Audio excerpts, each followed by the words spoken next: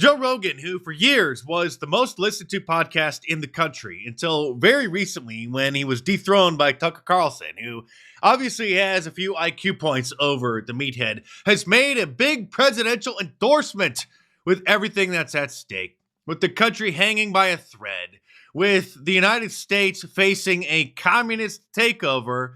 Who did he endorse? Was it Donald Trump, the obvious choice for freedom-loving Americans? Or communist Kamala?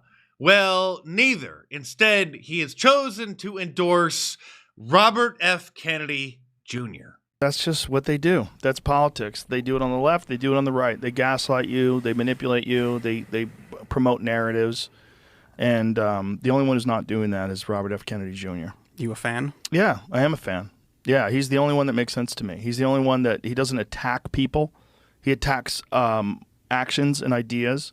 But he's much more reasonable and intelligent. I mean, the guy was an environmental attorney and cleaned up the East River. I mean, he's a legitimate guy. He may be, and he has talked about Operation Mockingbird over the last few years on numerous podcasts, as well as atrazine, the gender-bending chemical that you're not supposed to talk about. But voting for him at this point is throwing your vote away, and he still is running for president.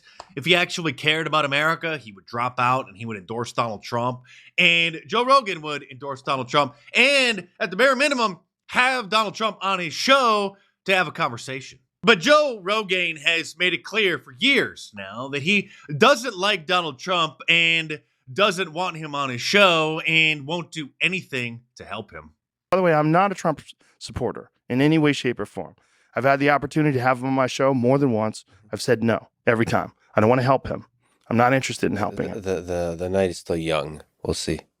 If I have him on, the night is still young? Yeah. You think I'll have him on? I think you'll have him on. Really? Yeah. He doesn't want to help Donald Trump, which means he doesn't want to hurt his career or cut off his regular supply of celebrity guests that he has on his podcast, because just by having Donald Trump on the show and having a reasonable discussion with him would then cause Joe Rogan to be cut off from his Hollywood friends. He certainly did his best to help Bernie Sanders when he was running for president again back in 2020, gladly having him on the show to promote his ridiculous ideas. He's had RFK Jr. on the show, which of course he should, and it's perfectly fine to admire RFK Jr. for some of the positions that he has made. But again, voting for him, especially this time around, is absolutely ridiculous. In fact, him being in the race at this point and RFK Jr. not endorsing Donald Trump is ridiculous. Here he is saying that he believes that he's siphoning votes away more from Trump than he is from the Democrats. From whom do you believe you will draw more votes, Kamala Harris or Donald Trump? Well, I hope to draw votes from both of them.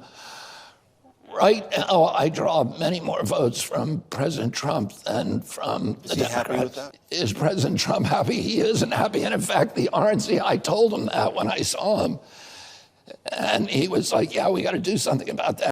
Yeah, you should do something about that. You should do what's right for the country and drop out and endorse him. You would think with someone like Elon Musk endorsing Donald Trump, which he did last month, less than an hour after the attempted assassination, saying that he fully endorses President Trump and hopes for a rapid recovery, that it would made it safe for someone like Joe Rogan, who also claims to be fighting for free speech and fighting against wokeness and fighting against cultural Marxism, to not be such a coward and to do the same.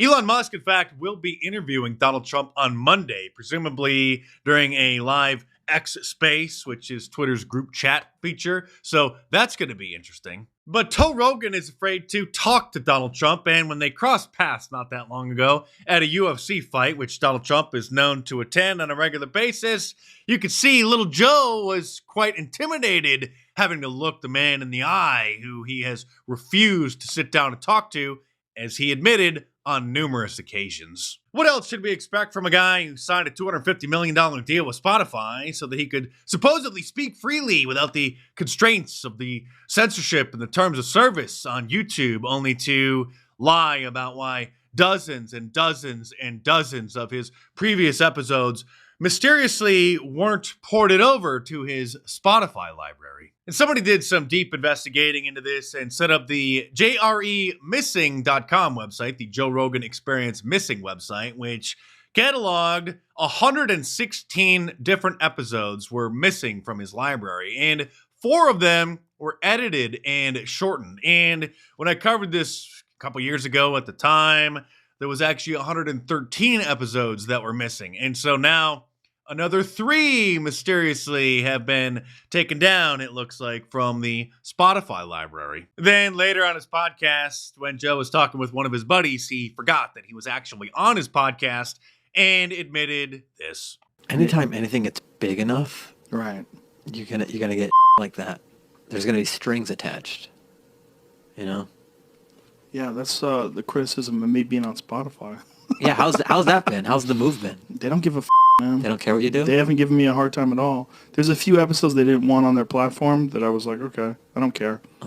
But Oh, so they didn't want some of his previous episodes on their platform, but they didn't give him a hard time. They didn't give him any sort of hints about not talking about those subjects again or not interviewing those guests again, did they? Joe Rogan, the big free speech advocate, the guy leading the fight against wokeness, who apologized pathetically for previously using that little word that hurts so many black people's feelings, or really pretends to. Most of them don't care. They just use it as an excuse to leverage power over white people, and then said that white people should never use that word under any circumstances.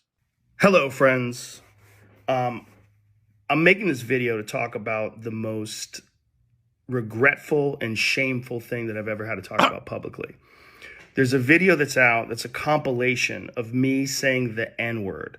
It's a video that's made of clips taken out of context of me of 12 years of conversations on my podcast. So why are you apologizing then if they're taken out of context? Who cares if you said the little word?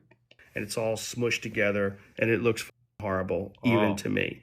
Now, I know that to most people, there's no context where a white person is ever allowed to say that word, never mind publicly on a podcast. And I agree with that now.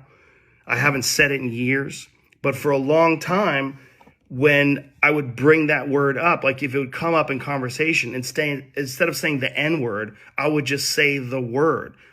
Oh no! The correct response when that compilation went viral a few years ago and started making headlines would be no response, to just ignore the haters or to tell them to F off. Comedian Louis C.K. has the correct response to the idiocy regarding the little N-word. Everybody has different words that offend them, different things that they hear that they get offended by.